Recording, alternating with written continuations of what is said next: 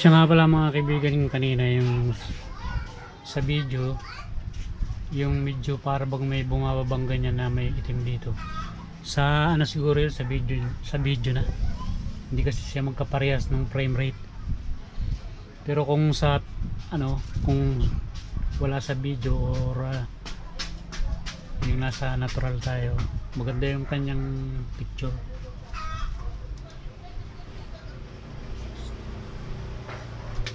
2, 6, 9, 4, 1.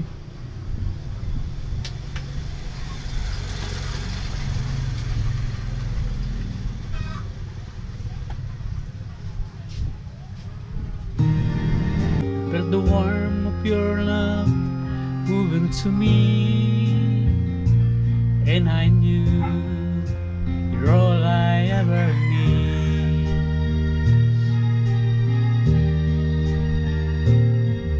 As I lay there and I watch you getting ready for your day, the sunlight through the window with a glow upon your face, but your love spread out all inside of me, and I knew you're all I ever need.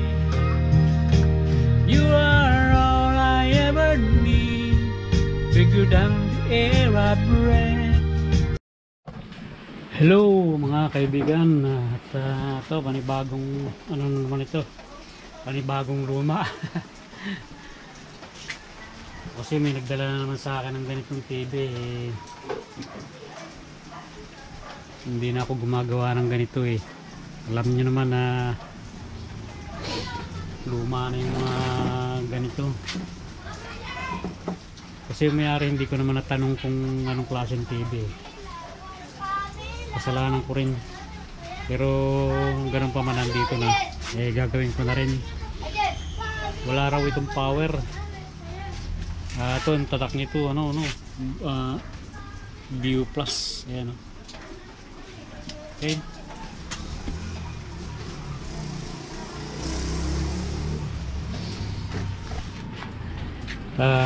Subukan kaya nating saksak. Yun. Subukan nating i-power.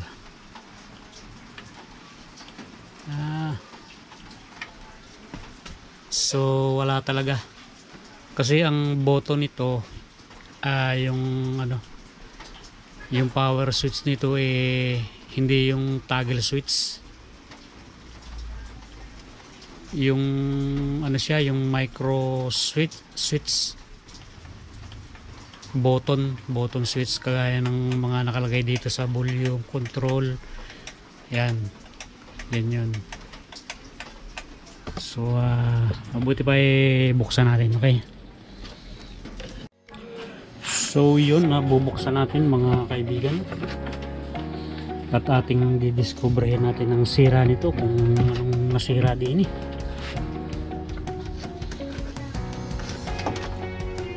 Pero sigurado na ako ang sira nito sa power supply. Kasi naramdaman ko siya pagsaksak ko, may impact yung kanyang may impact yung kanyang pagsaksak ko. Pero kung mapapansin nyo kaibigan, ayan parang nasunog yung kabilang paa ng kanyang plug, yan kaya ito malalaman natin.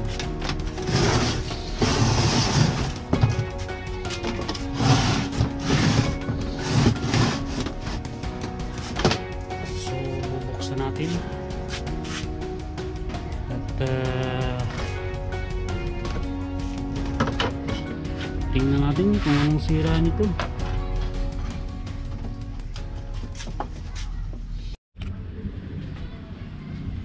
Kaya nabuksan na natin. Ang dumi. Yan ang ayaw ko rito, madumi.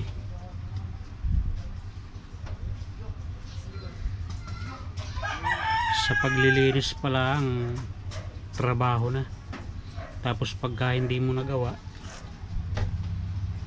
makakahiya namang singilan yung may-ari. Yun ang hindi nalalaman ng mga nagpapagawa na kahit sa paglilinis man lamang, hindi nila nalalaman na pinaghihirapan ng isang technician. Pero dun sa mga nakakaintindi, nagbibigay naman para sa kahit kunting pangmerienda lamang dun sa nakakaintindi. Pero dun sa hindi, ay siya, baka naman mapanood ninyo ito, magbago isip ninyo. So hugutin natin.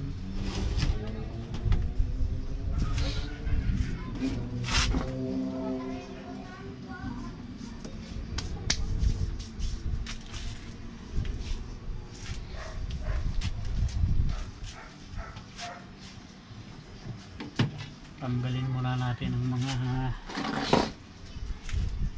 koneksyon sa ano to, audio video, para makita natin yung loob. Ito naman speaker.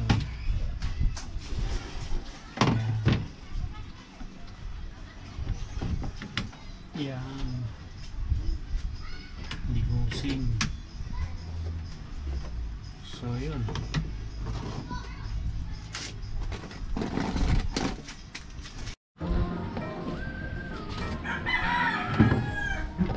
kailangan muna nating visual inspection ito.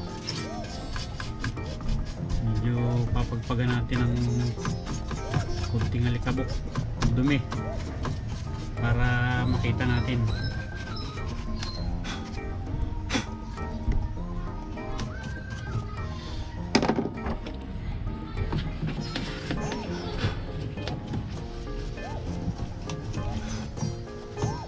Bihira na yung ganito, phase out na yung mga ganitong CRT. Pero pagka maganda pa yung yoke tsaka yung picture tube, magandang palitan ito ng makina. May nabibili namang makina pwede rin namang ano yun, pagtsagaan pa. Pero mas matibay na hindi hamak ang ganito kaysa sa mga LCD ngayon. Pag ito yung napalitan ng bagong makina, maganda pang yoke at saka yung picture tube, natagal din ng taon. Samantalang sa LCD, sa LED, mga 1 year lang, sira na. Lalo na pagka hindi branded yung TV, daling masira. Marami ding nalabas na hindi branded ngayon ng TV, daling masira.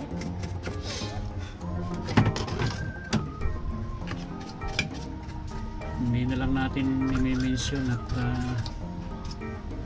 mamadali tayo ng kumpanya nila. Alam naman ninyo yung branded at hindi branded. Yun, medyo na konti.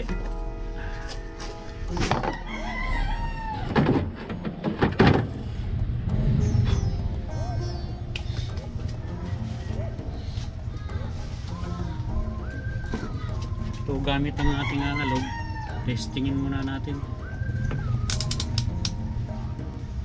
So ang ginagawa ko dyan mga kaibigan,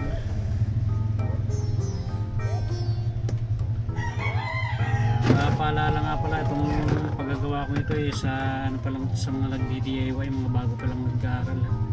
Diyan sa mga professional technician na dyan, huwag na ninyo itong panurin. Baka mamaya mag-comment lang kayo ng hindi maganda. Alam ninyo na to. Minsan yung mga batikan ng technician pagka ano, kung ano pa sinasabi, masakit din naman sa damdamin sa isang gumagawa ng video katulad namin. Subukan nyo kayong gumawa ng video at may mag-comment sa inyo hindi maganda. Masakit din naman sa kalooban, mahirap din naman mag-video eh. Kaya kung nakikita nyo ito mga kaibigan, ito power transistor nya sa may power supply nya, yan ay nasa ilang volts nga ba ito? 400 volts, 150 microfarad. Tingnan ninyo itong tester, ilagay nyo sa 250. Testerin muna ninyo yung negative positive nya kung mayroon siyang ano, minsan may lamang kuryente ni nakaka-kuryente rin, malakas yan. Ito positive negative lang naman yan eh. Naka DC volt 250 volts, naka DC volts range. Tingnan niyo kung may power yan o, meron ang lakas o. Kasi ganitong ano TV, pagka yung sinaksak mo hindi siya nabuhay, may power yan. Eh pagka hindi nyo alam, ano kayo nyan, masasyak kayo nyan, lakas din yan eh. Ginagawa ko dyan eh, dinidischarge ko yan. Ito nag-DIY ako ng ano, lalagyan nyo ng resistor, mga ano to, pwede na dito yung mga 1K 10 watts. Oo,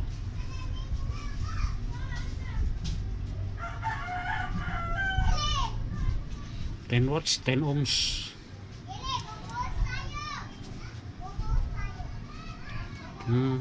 Parallel lang yan, positive negative. Short lang yan ng ganyan, no? Pero tingnan naman yun namin, baka nakasaksak. Hindi ko alam kung nagawa ko na ng video yung ganitong style. Wala na, nasa na yun.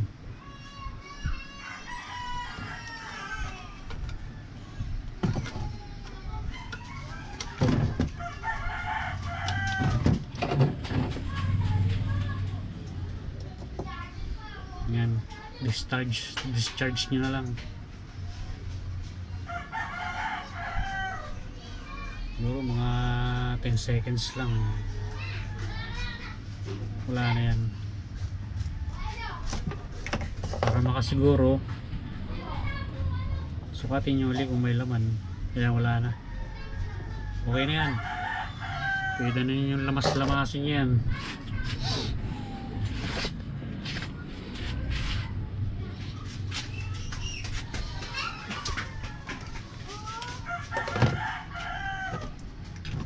Yan, pwede na ninyong testerin yung ano nyan, fuse. Kung hindi ninyo na-discharge yun, yayari ang tester ninyo yan. Tingnan natin ha. Tingnan nyo yung tester. Kita ba? Kita? Tester. Nakaset sa times 1. Ito, testerin na natin fuse. Good ang fuse. Susunod nating testingin ito kung may output ang kanyang regulator, horizontal regulator. Ito yun, oh. Itong malaking transistor na ito. Ayan, may mga tayo pa ng ipis ay, oh. Okay,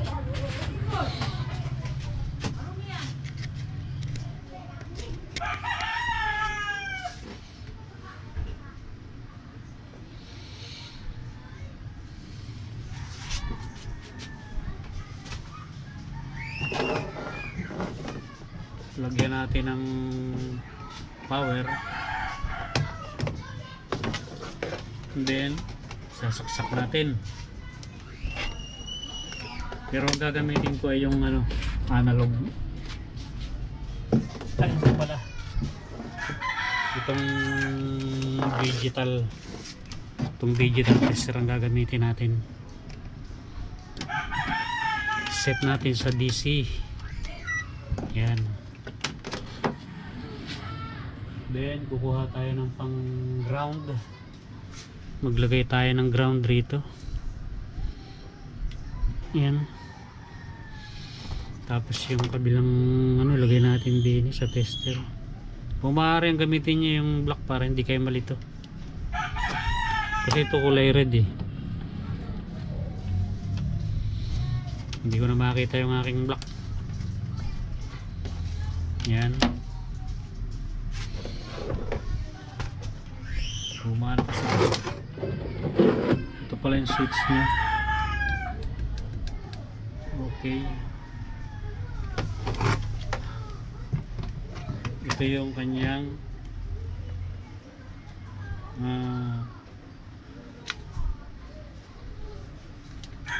power regulator niya. Saan yun? Ito.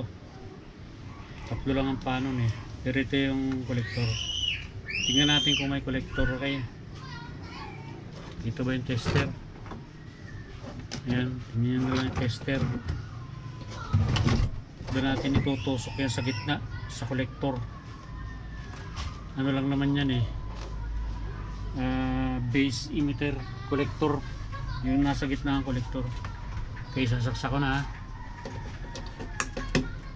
Ayan, nakasaksak na mga kaibigan.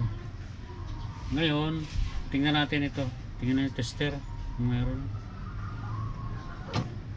Wala. Si-switch natin. Oh, wala talaga. So, ibig sabihin yan, sira yung kanyang ano, sira yung kanyang power supply. Dito tayo ngayon magpo-focus sa power supply, okay?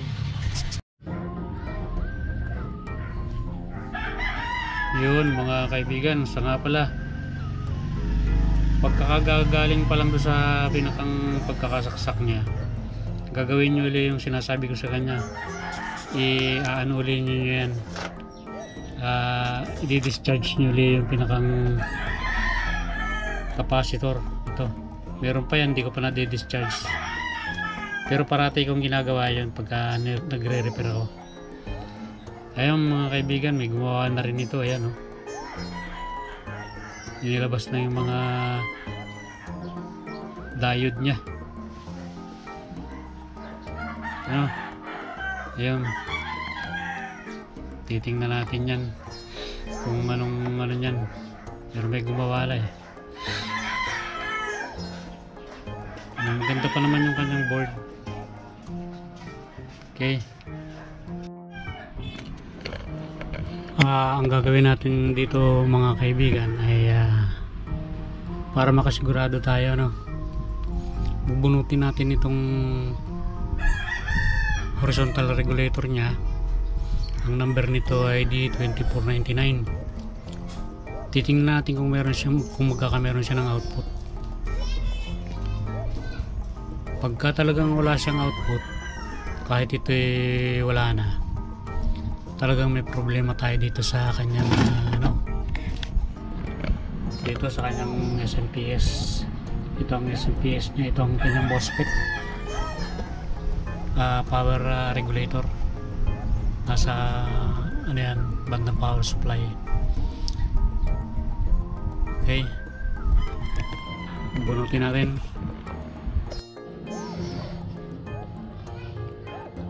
Ito, tatanggalin na natin.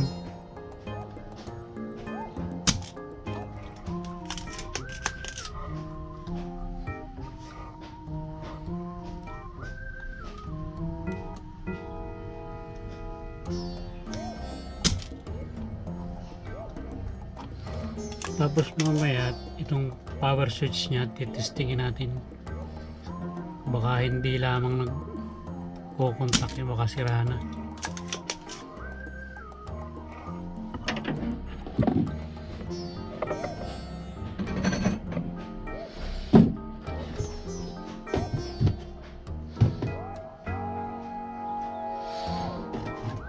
Yung kita nyo mga Kita nyo naman yung tester, ano? Kita. Naka times 1. Tapos ito yung kanyang power switch. Ito. Tingnan natin kung meron siyang continuity pag pinipindot.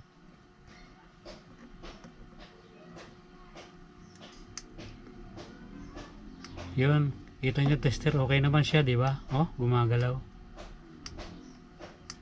Ibig sabihin, okay yung kanyang switch. Ngayon, sige, tanggalin na natin to.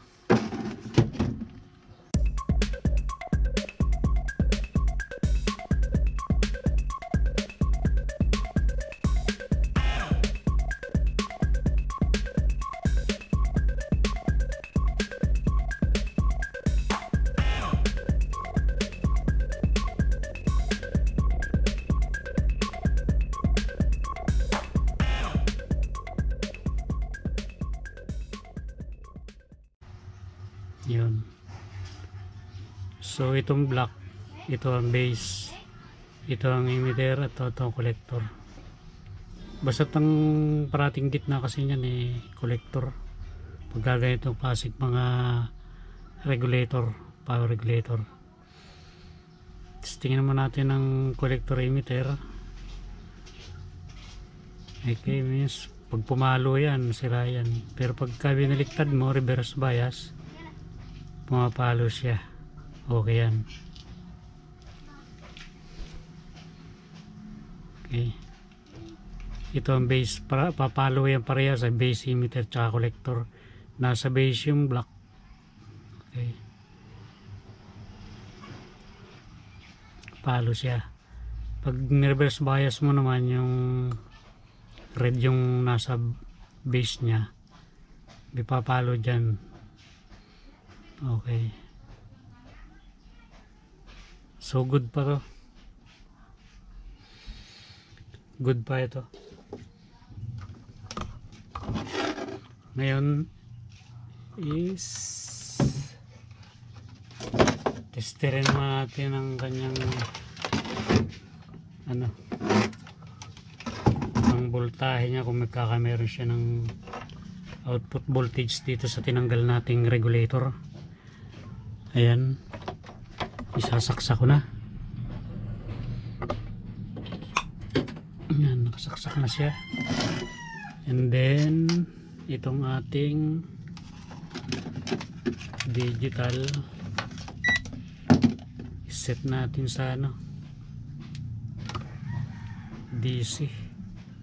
Tingnan natin. Okay, tingnan natin kung meron siyang output. Kita ba?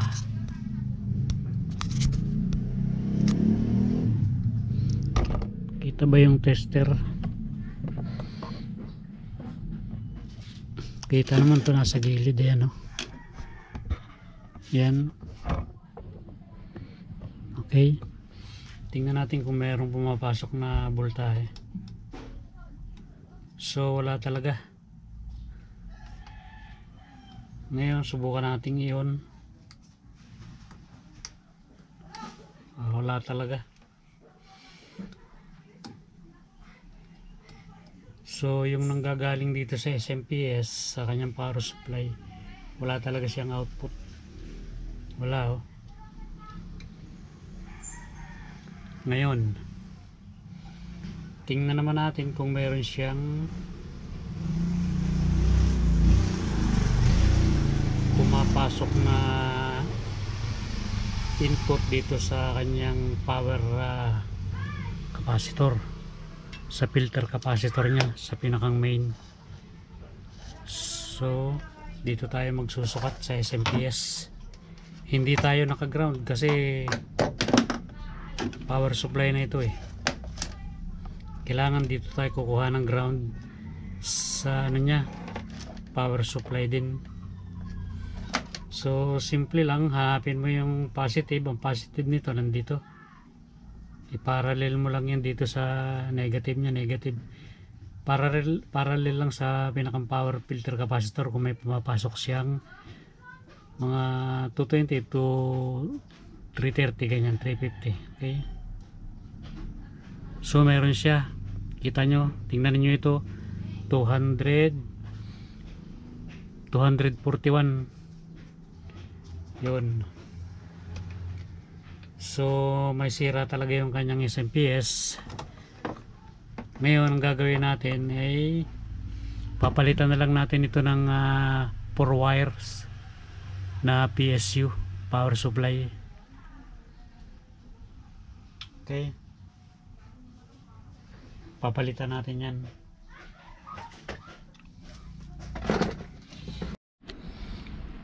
So yun mga kaibigan, ito yung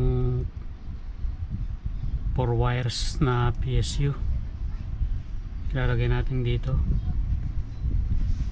Ito parehas pa itong gumagana, ito bago to, ito nagamit ko na, kaya lang tinanggal ko na lang ulit, gawa ng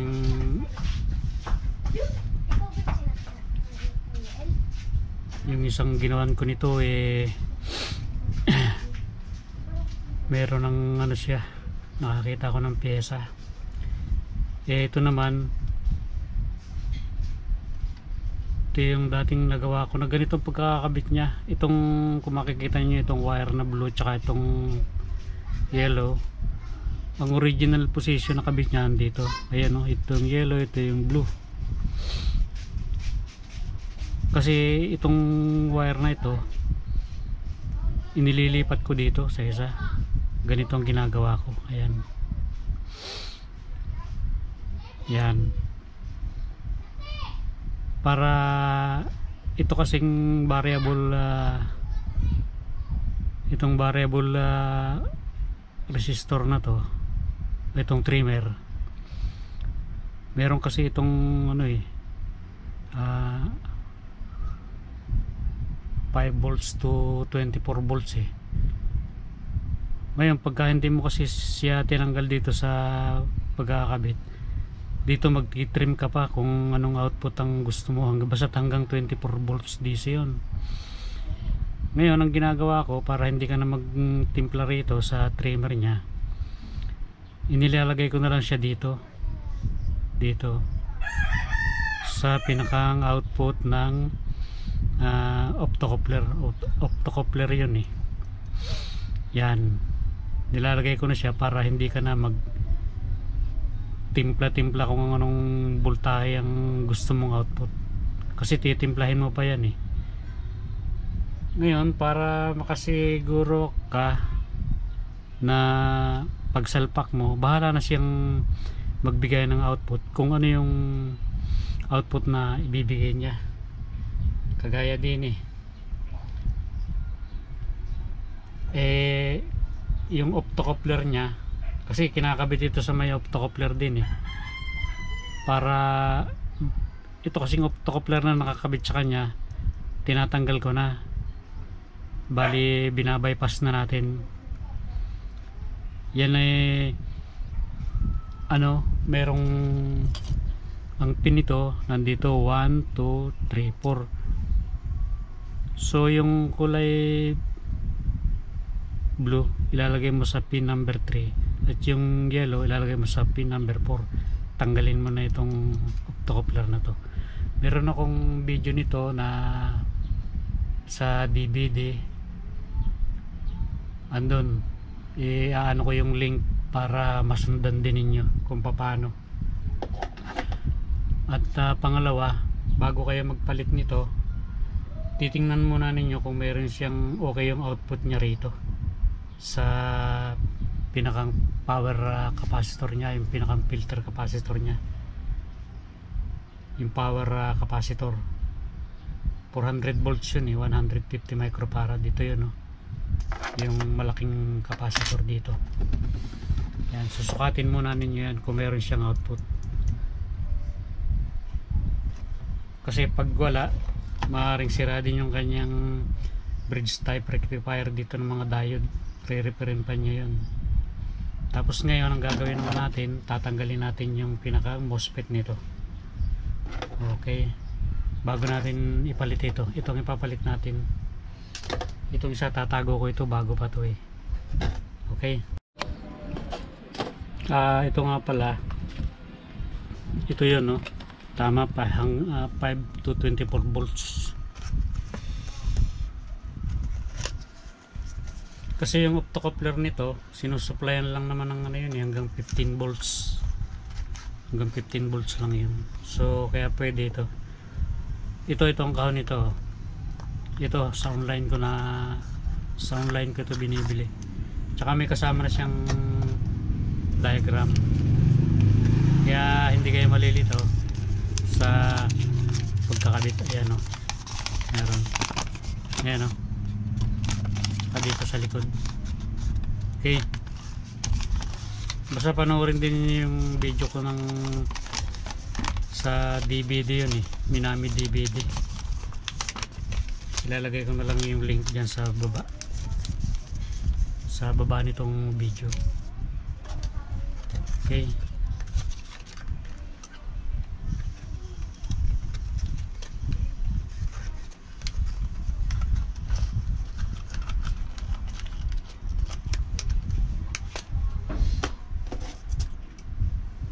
Ito nga pala, ang kabit nito, itong black, ikakabit nyo sa negative nung power filter capacitor. Sa negative.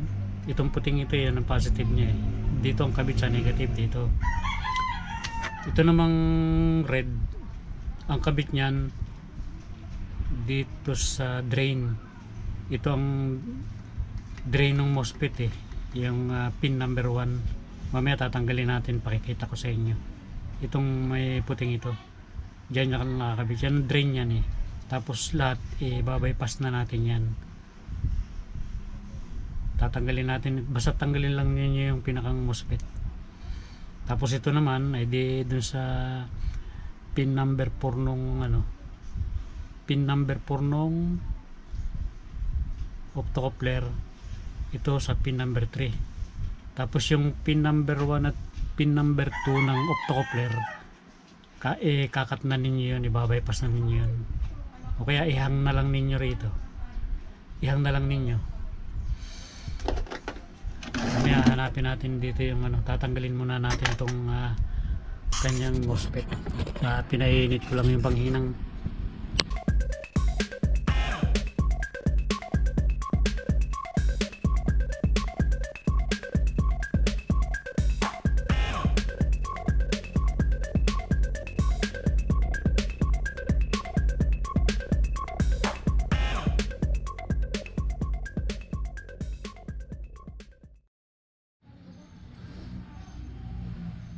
So ayan mga kaibigan, natanggal ko na. Ngayon ito yung pin number 1 nya, 1, 2, 3, 4, 5. Bali 5 pins siya. Para malaman nyo kung nasa ng drain, punta kayo sa all data sheet. Kuhain niyo yung nito, yung data, yung PDF. So ang drain nito is number 1. Ito ang drain nito. Basta dito lang nyo ikakabit. Kung saan nakatusok ko yun doon nyo ikakabit yung yung number, yung red wire ng 4 wire ng SMPS nyo. Bali pinakang SMPS na rin ito eh. So yun lang, ito ay ng number nito is 3S0680. Yan ang number niyan, 0680RF. Yan, kung makikita nyo, yan o. Okay, so ito naman, sa kanin nyo na ikabit itong horizontal regulator. Pag naikabit nyo na itong SMPS, itong 4 wires, sa kanan nyo na ikabit yan. Kasi bago nyo ikabit yan, titestingin natin kung meron ng output itong horizontal regulator.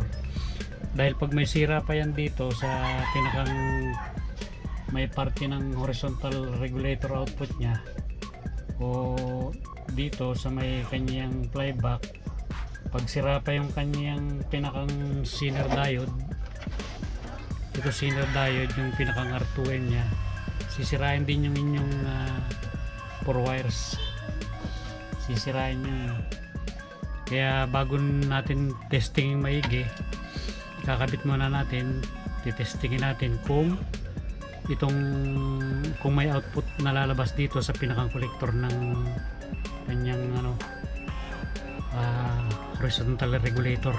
Ito horizontal regulator, ito ay power regulator. Yan, dalawa yan eh. Pag ang output nito is around 130 volts DC with respect to ground, okay na yun.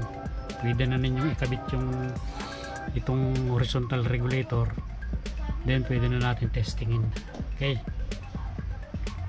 ano lang natin ito, iwawiring lang natin.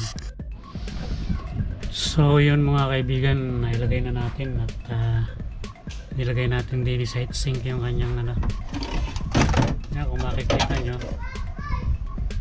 yan, naka screw. Ginamit ko na rin yung heatsink nya. Ito yung sa horizontal output. Yan, kung makikita nyo, doon ko pinalusot. May mga butas-butas naman yan, bahala na kayong magpalusot kung saan. Ito yan, black wire, yellow, blue, and red. Dito naman tayo ngayon sa ilalim. So kung makikita nyo, itong black nakakabit sa negative ng power capacitor. Yung kanyang pinakang filter capacitor, yung pinakang power capacitor, yung malaki, pinakamalaki yan. Tapos itong blue and yellow, yan nakakabit yan sa pin number 3 ng itong blue, nakakabit yan sa pin number 3 ng optocoupler, at ito namang yellow ay nakakabit sa number 4 ng optocoupler. Hindi ko na tinanggal yung optocoupler dito. Ang gagawin nyo na lang, ikakat nyo yung connection nya galing dito sa power supply sa SFPS. Kakat nyo yung dalawa, huwag na ninyong tanggalin.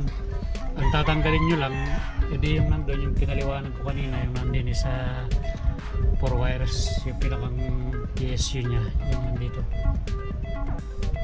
And then ang output naman yan, edi itong 1 and 2 ng pin ng optocoupler, papasok na yan dito. Siya na yung magsusupply dito sa pinakang horizontal regulator. Ngayon tingnan ninyo, testingin natin yan, kung makikita nyo, kita yata yung tester, kita ba? Ayan, kita naman yung tester. Tingnan ninyo yung tester, nakasit yan sa DC volts. Testingin natin ngayon kung merong output yung kanyang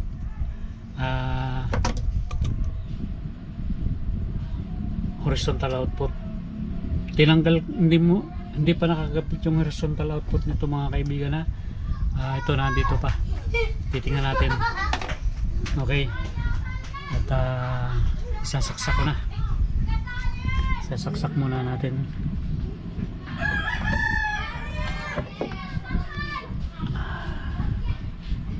Saksak natin. Oops, dali lang, pasensya na kayo sa mga bata, ang iingay. Ayan, nakasaksak na. Kung nakikita nyo, nagkameron siya ng power. Ayan ayan may power siya. Ayan ngayon tingnan mo natin kung meron siyang output. Ayan meron na 137 volts. Okay, so pwede na natin ilagay itong horizontal regulator. Pag nalagay na natin, and then testingin ulit natin kung mabubuhay na yung TV. Okay, so ayan, ikakabit muna natin yung power regulator nya.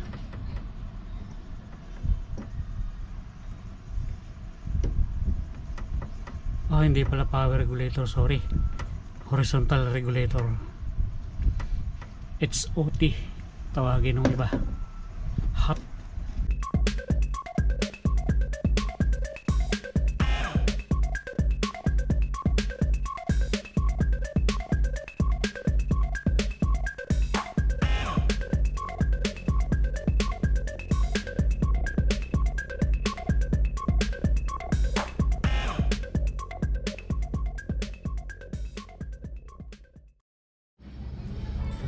ito mga kaibigan, ay kabit na natin yung kanyang nahinang na natin. Sasaksak uli natin. Okay. Ngayon, magkamera na siya ng ilaw kung makikita nyo. And then, tingnan muna natin uli yung tingnan niyo yung digital kung mayroong power. Kung may voltahe ba. Okay, 137. Ngayon, si-switch ko. Tingnan natin kung mabubuhay. Kailangan tingnan din natin kung ilang power ang magiging ito. Ayun, nabuhay na. Nabuhay na mga kaibigan.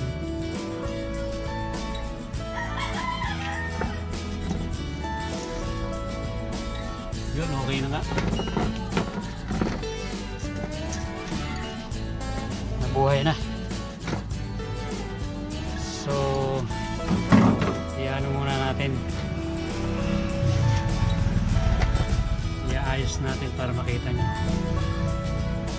Pero okay na eh. Tika, sandali. Para makita nyo.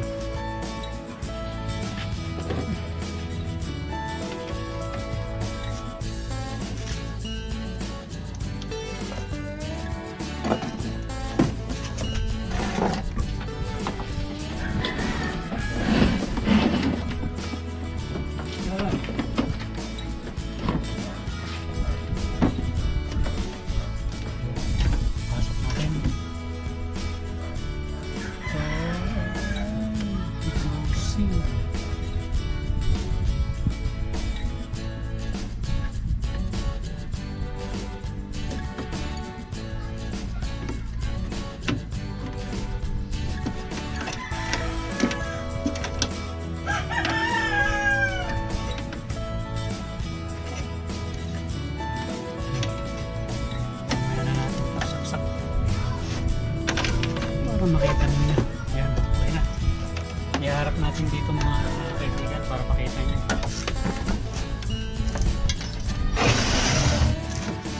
Okay na ba ito?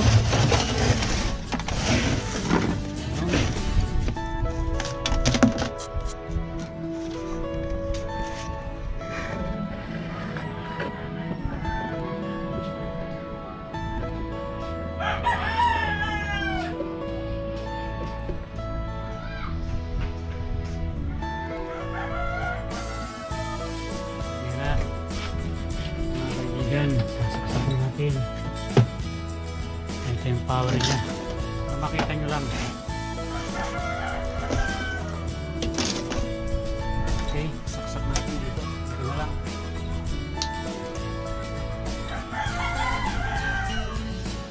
Ito may power indicator na siya. Ayan, makikita nyo. Pindutin natin. Oops. Ayan.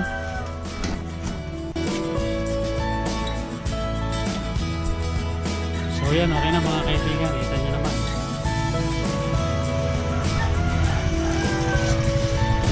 So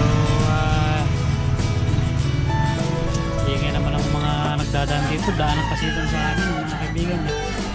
So yan, sana nagustuhan ninyo yung video ko. Maraming salamat sa inyo. Sa mga silent viewer natin dyan, sa mga OFW, maraming salamat. Lalo na sa mga subscriber ko. Shout out sa inyong lahat. Yan kung kayo isa-isain. Hanggang dito na lamang mga kaibigan. At magandang buhay muli. Okay, bye bye.